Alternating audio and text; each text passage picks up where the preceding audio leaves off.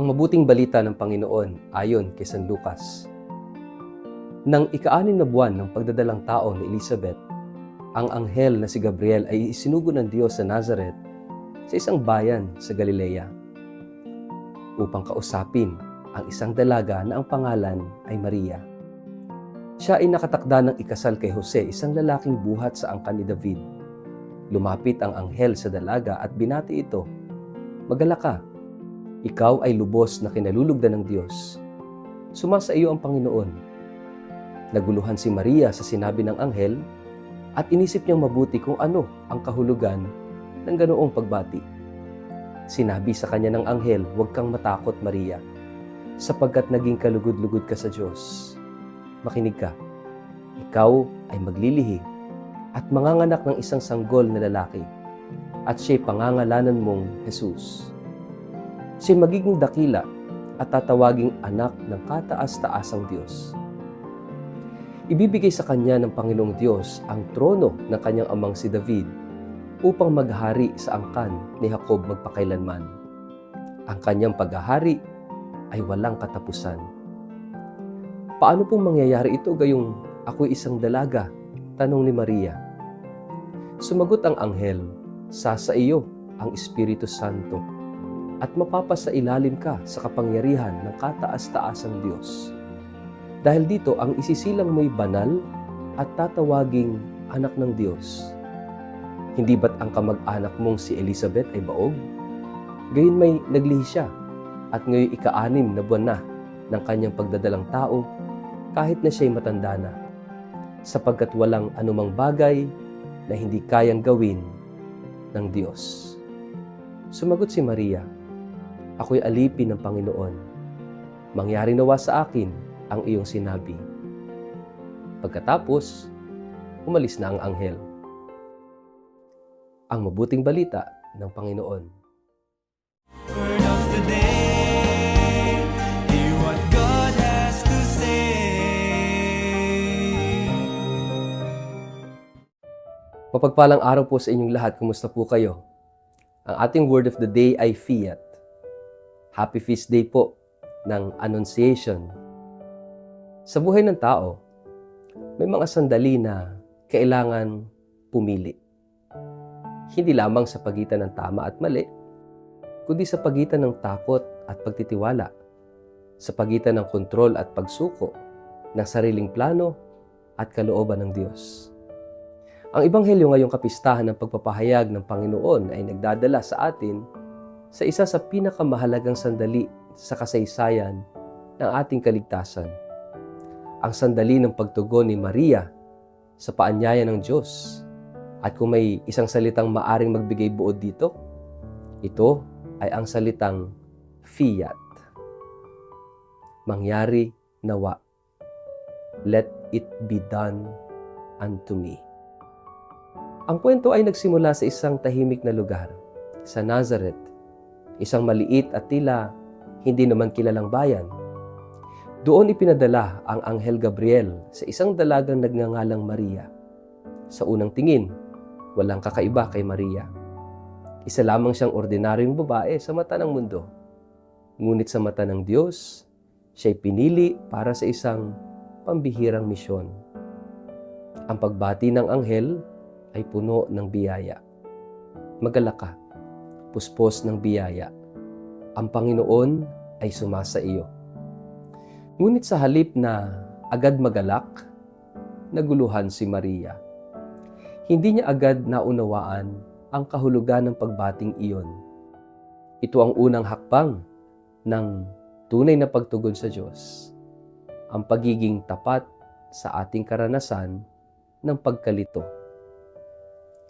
Kaya nga, mga kapatid, ganito rin ang ating karanasan minsan. Kapag tinatawag tayo ng Diyos, hindi ito laging malinaw kaagad. Minsan ang kanyang paanyaya ay dumarating sa gitna ng ating pang-araw-araw na buhay, sa ating kabisihan, sa mga sitwasyong hindi natin inaasahan. At tulad ni Maria, maaari rin tayong magtanong, ano ang ibig sabihin nito? Sinabi ng anghel, "Huwag kang matakot, Maria, sapagkat kinalugdan ka ng Diyos. Ito ang paulit-ulit na mensahe ng Diyos sa tao. Huwag matakot. Ang takot ang isa sa pinakamalaking hadlang sa ating pagtugon sa Diyos. Takot sa hindi alam, fear of the unknown. Takot sa pagbabago, fear of change. Takot na mawalan ng kontrol sa ating buhay. Ngunit ang paanyaya ng Diyos ay laging may kasamang biyaya. Ipinaliwanag ng anghel na siya'y maglilihi at manganganak ng isang anak na tatawaging anak ng kataas-taasan. Isang napakalaking misteryo, isang paanyaya na lampas sa kanyang kakayahan. Kaya, natural lamang na nagtanong si Maria, paano mangyayari ito gayong hindi ako nakakipagtalik sa lalaki, ako'y birhen, ako'y isang dalaga? Ang tanong ni Maria ay hindi tanda ng pagdududa, kundi tanda ng paghahanap ng pangunawa. Ang tunay na pananampalataya ay hindi bulag. Ito ay bukas sa tanong ngunit handang magtiwala. Sinagot siya ng anghel, ang Espiritu Santo ang bababa sa iyo. Ibig sabihin, ang mangyayari ay hindi dahil sa kakayahan ni Maria, kundi dahil sa kapangyarihan ng Diyos. At dito dumarating ang pinakamahalagang sandali sa kwento. Ang sandali ng fiat, ng oo. Sinabi ni Maria, narito ang alipin ng Panginoon. Mangyari nawa sa akin ayon sa iyong salita. Ito ang tugon na nagbukas ng pinto ng kaligtasan para sa buong sangkatauhan. Sa isang simpleng oo, ang walang hanggan ay pumasok sa kasaysayan ng tao. Ang Diyos ay naging tao. Ang fiat ni Maria ay paanyaya rin sa bawat isa sa atin. Ang Diyos ay patuloy na tumatawag, hindi lamang sa malalaking misyon kundi sa maliliit na desisyon araw-araw. Ang tanong ay, paano tayo tumutugon? Maraming beses, ang sagot natin ay sandali lang, hindi pa, o hindi ko kaya.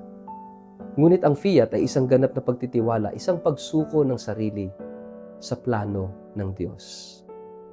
Hindi ibig sabihin nito na nauunawaan ni Maria ang lahat. Hindi niya alam ang buong mangyayari. Ang paghihirap, ang pagtanggi ng tao, at ang krus. Ngunit pinili niyang magtiwala. Ito ang tunay na pananampalataya. Ang pagsasabi ng oo kahit hindi malinaw ang lahat. Kaya ba natin to? Ang kapistahang ito ng Annunciation ay isang paalala na ang Diyos ay patuloy na kumikilos sa ating buhay. Hindi siya malayo. Siya'y pumapasok sa ating kasaysayan, sa ating mga pangarap, sa ating mga takot. At tulad ni Maria, tayo ay inaanyayahan na maging daluyan ng kanyang presensya sa mundo. Sa bawat pag-oo na ibinibigay natin sa Diyos, sa paglilingkod, sa pagmamahal, sa pagpapatawad, ang Diyos ay patuloy na nagiging buhay sa mundo. Ngunit ang fiat ay hindi isang beses lamang na desisyon. Ito'y isang pang-araw-araw na pagpili. Ang pagpili na magtiwala kahit mahirap.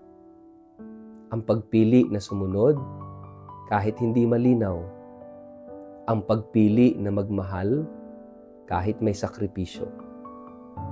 At sa huli, ang buhay ni Maria ay hindi naging madali. Ngunit ito ay naging makabuluhan dahil ito ay nakaugat sa kanyang oo sa Diyos. At dito natin matatagpuan ang tunay na kahulugan ng buhay. Hindi sa pagkontrol sa lahat, kundi sa pagtitiwala sa Diyos na may mas magandang plano kaysa sa ating iniisip. Sama-sama tayong magnilay. Sa ano kayang bahagi ng ating buhay tayo tinatawag ng Diyos na magsabi ng oo sa Kanya. Kahit may takot, kahit may pag-aalinlangan. Sa ngalan ng Ama, ng Anak at ng Espiritu Santo. Amen. Panginoong Diyos, tulad ni Maria, turuan mo kaming magsabi ng oo sa iyong kalooban. Sa gitna ng aming takot at pagdududa, bigyan mo kami ng pusong marunong magtiwala. Nawa ang aming buhay ay maging tugon sa iyong paanyaya at daluyan ng iyong pag-ibig sa mundo. Amen. Pagpalain po kayo't ingatan ng makapangyarihang Diyos, Ama, Anak at Espiritu Santo. Amen.